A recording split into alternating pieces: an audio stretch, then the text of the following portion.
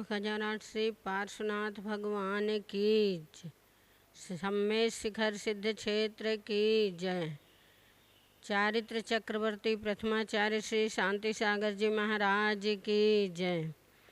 परम पूज्य मम दीक्षा गुरुवर आचार्य श्री धर्म सागर जी महाराज की जय। परम पूज्य वात्सल्य रत्नाकर आचार्य श्री विमल सागर जी महाराज की जय। परम पूज्य आचार्य श्री वर्धमान सागर जी महाराज की जय। आचार्य विमल सागर जी महाराज के उनके जीवन या उनकी तपस्या के बारे में या उनके वात्सल्य के बारे में कौन नहीं जानता। उन्होंने सोनागिर में दीक्षा लेने के बाद प्रथम चातुर्मास मध्य प्रदेश जिला पन्ना गुनौर स्थान में किया था। उस समय हम लोगों का जन्म भी नहीं हुआ था। तब से आचार्य महाराज का उस जगह इतना प्रभाव कि हम लोग, मैं भी और मेरे बड़े भाई बहन छोटे सब उनकी ही पाठशाला में हम लोग पूरा शिक्षण लिए हैं। और उन्होंने बहुत से निमित्त ज्ञान, बहुत से मतलब सब कुछ उन्होंने बताया। कई बार उनके श्रवण बेलगोल 81 मस्तकाभिषेक में भी दर्शन हुए। और यहाँ पर मैं बंगाल में थी, उस समय आचार्य महाराज ने बहुत बार कहा माता जी शिखर जी आओ। मैंने यहाँ 16 जनवरी 92 में प्रवेश किया। 93 का चातुर्मास उनके साथ हुआ, 94 का चातुर्मास हुआ। उनके वात्सल्य की ऐसी सरिता थी कि कुछ कहने लायक नहीं थी। वो कैसे थे? समता रस को पीने वाले तामसता का ना अधिकार, करुणा जिनके भरे हृदय में कसाय मात्र काले से न पाए। ऐसे गुरुवर विमल सिंधु जी जन जन का करते कल्याण। उन गुरुवर के श्री चरणों में बारंबार विनम्र प्रणाम, बारंबार विनम्र प्रणाम। मैंने यहाँ शिखर जी में उनके सानिध्य में उनके साथ इतना बहुत कुछ पाया। और उनके अंतिम क्षणों, अंतिम श्वासों तक उनके पास में बैठ कर के सब देखा।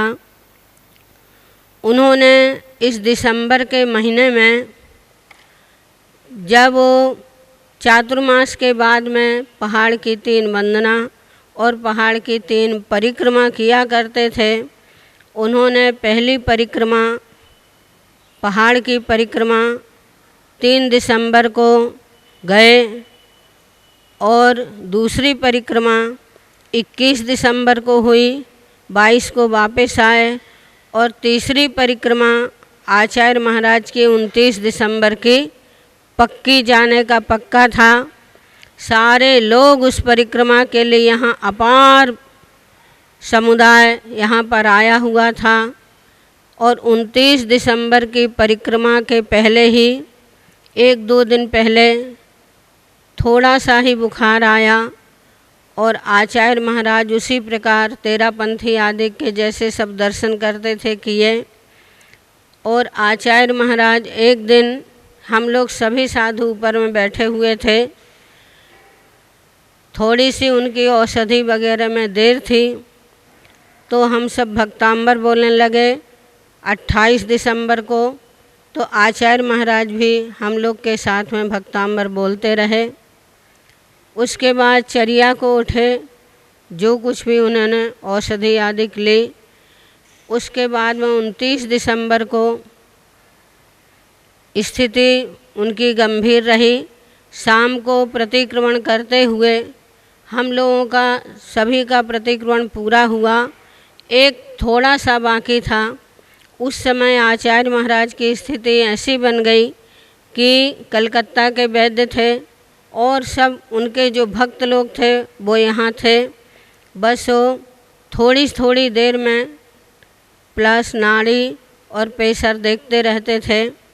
उस समय ऐसा लगा कि आचार्य महाराज का अब समाधि होने वाला है। फिर थोड़ी देर बाद में आचार्य महाराज थोड़े ठीक हो गए। उसके बाद में फिर उनको बाहर लाया गया। ठंडी तो बहुत थी और आचार्य महाराज जी हमेशा ठंडी में ही उनकी स्थिति बहुत डाउन हो जाती थी। फिर बाहर लाने के बाद में थोड़ा वो गर्माहट का मालिश वगैरह करने से थोड़ा आचार्य महाराज की दृष्टि जो थी एकदम पहाड़ के ऊपर थी। पहाड़ के तरफ ही वो पूरा देख रहे थे और उन्होंने पहाड़ के ऊपर दृष्टि करते करते ही अंतिम श्वास विसर्जन किए। उस समय 4:27 हुए थे। सभी संघ पूरा यहाँ पर था और तो उनके चमत्कारों का क्या कहें। जगह जगह उन्होंने जा कर के और लोगों के उपकार के लिए औषधालय, विद्यालय, पाठशालाएं, हॉस्पिटल आदि अस्पताल वगैरह ये सब खुलवाए। और आचार्य महाराज जहाँ भी जाते थे कोई गांव ही उनसे ऐसा बचा होगा कि उस गांव में कुछ चमत्कार नहीं हुआ हो।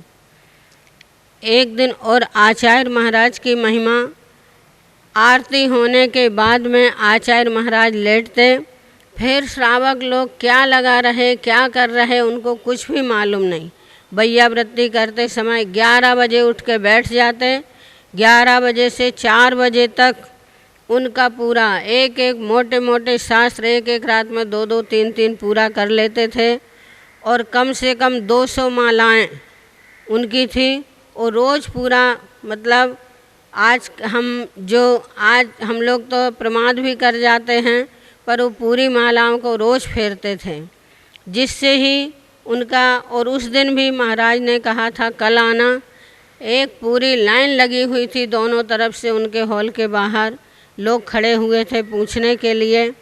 और उनका निमित्त ज्ञान इतना था कि यहाँ पर बैठे हुए भी अमेरिका, अफ्रीका, कहाँ कहाँ क्या क्या है, तुम्हारे वहाँ पर वो पीपल का वृक्ष है, तुम्हारी वो दरवाज़ा ठीक नहीं, तुम्हारे वो खिड़की, ऐसा मैंने स्वयं ने उनके मुखारबिंद से सब सुना है। इस प्रकार से आचार्य विमल सागर जी महाराज एक महातपस्वी, ओजस्वी और एक महानिमित्त ज्ञानी थे। उन्होंने हर तरह से दुनिया को बताया, बस नमोकार मंत्र का जाप करो। और आज भी ये चमत्कार है उनकी समाधि में कि जो कोई भी जो बोल के जाता बाबा मेरा ये काम होना चाहिए, तो मैं आकर के आपके यहाँ नारियल चढ़ाऊँगा या कुछ भी, तो तुरंत ही वहाँ आज भी उनकी समाधि स्थल में जो भावना करता है, बैठता है, जाप करता है, आज भी उनके कार्यों सिद्ध होते हैं। ऐसे महाचमत्कारी बाबा विमल बाबा, उनके लिए हम किन शब्दों में उनकी विनयांजलि या उनके गुणों का स्मरण करें, ये बहुत बड़ी बात है। और उन्होंने साधु समाज में भी कितना का उपकार किया। उन्होंने सबको दीक्षा दे करके सबको कहते थे व्रती बनो, त्यागी बनो, दीक्षा लो, छुल्लिका बनो, छुल्लक बनो, मुनि बनो। आज उनके ही कितने शिष्य प्रशिष्य भारत में विहार कर रहे हैं। ऐसे आचार्य श्री विमल सागर जी के और चमत्कार तो उनका इतना था कि जो उनके मुख से निकल गया वो होना ही होना है, उसमें कुछ दो राह नहीं। इस प्रकार से यहाँ आचार्य श्री विमल सागर जी ये सम्मेद शिखर क्षेत्र और सोनागिर क्षेत्र दो का उनको बहुत ज़्यादा दो क्षेत्रों से लगाव था। उन्होंने अपनी समाधि होने के पहले ही पन्नालाल सेठी को बताया था कि पन्नालाल मेरी यदि सोनागिर क्षेत्र में समाधि हो तो मेरा इस जगह संस्कार करना। और यहाँ शिखर जी में भी बताया था कि पन्नालाल मेरी शिखर जी में समाधि हो तो इस जगह संस्कार करना। उसी प्रकार से उनका फिर पन्नालाल जी ने बताया, सेठी डीमापुर वाले, उन्होंने कहा कि बाबा ऐसा बोले थे, तो उसी जगह उनका संस्कार किया गया। और बहुत बड़े बड़े भक्त उनके आज भी उनका जो 29 दिसंबर का देखिए कितने ही आचार्य होते हैं, सबकी प्रभावना होती है, पर आज भी इतने बड़े बड़े भक्त हर साल 24 साल हो गया है, 25वां साल चल रहा है, तो आज भी उनका इतना बहुत ज़ोर शोर से उनकी पुण्यतिथि मनाई जाती है। ऐसे विमल सागर जी महाराज और जो 28, 29, 30 का जो प्रोग्राम है वह भी आप अपने घर के मंदिर में, घर में आजू बाजू के मंदिर में 4:27 पर वहाँ पर दीप प्रज्वलन करें। और इस प्रोग्राम में दिसंबर में सभी आकर के सम्मेद शिखर में आकर के सभी इस महोत्सव में शामिल हों, कोई भूले नहीं। ये बहुत बड़ा 25वां रजत पुण्यतिथि मनाई जाने वाली है, इसमें अपना आकर के पुण्योपार्जन करें। बोलिए आचार्य श्री विमल सागर जी महाराज की जय। की जय। परम पूज्य आचार्य श्री महावीर कीर्ति जी महाराज की जय। परम पूज्य वात्सल रत्नाकर आचार्य श्री विमल सागर जी महाराज की जय। परम पूज्य तपस्वी सम्राट आचार्य सन्मति सागर जी महाराज की जय। परम पूज्य प्रथम गणनिहारिका रत्न श्री 105 विजयमती माता जी की जय। परम पूज्य वात्सल रत्नाकर आचार्य श्री विमल सागर महाराज की जन्म जयंती महोत्सव पूरे भारत में बड़ी प्रभावना के साथ निरंतर मनाई जाती है। सम्मेद शिखर में इसी उपलक्ष्य में विशेष सम्मेलन है। गुरु चरणों में कोटि नमन करते हुए मैं अपनी श्रद्धांजलि कुछ शब्दों में रखना चाहती हूँ। विमल सूरी उज्ज्वल महारत्न त्रय भंडार, महावीर कीर्ति की कीर्ति किया आप विस्तार। श्री आदि सागर आचार्य की परंपरा सुखकार, गौरवान्वित की उसे किया नमन करूं शतबार, नमन करूं शतबार। आचार्य विमल सागर महाराज आबाल वृद्ध सबके लिए एक ऐसी रोशनी थे, एक ऐसे कुशल वैद्य थे जो आबाल वृद्ध सबके लिए निरंतर सुखकारी रहे। आपके संग को दुखिया सुखिया आश्रम कहा जाता था। आपकी वाणी में वो शक्ति थी कि गिरे से गिरे व्यक्ति को आप बहुत ऊंचाई तक ले जाते थे। अनेकों गरीबों को धन संपन्न बनाया, रोगी को निरोगी बनाया, रोते हुए को हंसा देना। सभी विश्व के प्राणियों जितने भी दुखी हैं, आपके दर्शन मात्र से वे सुख का अनुभव करते थे। मैंने सोनागिर में आपके साथ चातुर्मास किया था। मैंने देखा कि सामायिक के बाद आपके कक्ष के आगे भीड़ लगी रहती थी और वाणी में वो शक्ति थी कि कैसा भी असाध्य रोग से पीड़ित हो, आपकी पीछे लगते ही और जाप आपकी कथनानुसार किया उसने और तुरंत निरोगी हो जाता था। एक बार का कथानक है, इंदौर का कोई व्यक्ति आपके पास पहुंचा। उसने कहा, महाराज मैं बहुत दुखी हूँ। अब महाराज ने तो उसके चेहरे को देखकर ही सारा सब कुछ बता दिया। उन्होंने कहा, हाँ आपके चैत्यालय से चांदी की मूर्तियाँ चोरी चली गई हैं। ऐसा करो, मेरे नक की तरफ देखो, इसमें तुम्हें सारा दृश्य दिखाई देगा कि कौन व्यक्ति मूर्ति को चुरा कर ले गया और उसने कहाँ रखा। आप तत्काल जाओ और उसके घर पहुँच जाओ, बॉक्स के अंदर रखी हुई मूर्ति तुम्हें मिल जाएगी। उन्होंने वैसा ही किया और वो मूर्ति उन्हें मिल गई। इसी तरह गणनिहारिका विजयमती माता जी एक बार असाध्य रोग से ग्रस्त हो गई। डूंगरपुर की भूमिका थी और यहाँ तक हो गया कि करवट भी नहीं ले सकती थी, चलना तो बहुत ही कठिन था। आचार्य श्री के पास खबर पहुँची और उन्होंने कहा कि मैं एक यंत्र देता हूँ, इसको चमेली के तेल में डुबोकर धूपदान में रखकर जलाना और धुआं माता जी की तरफ जाएगा, वो बिल्कुल ठीक हो जाएंगी।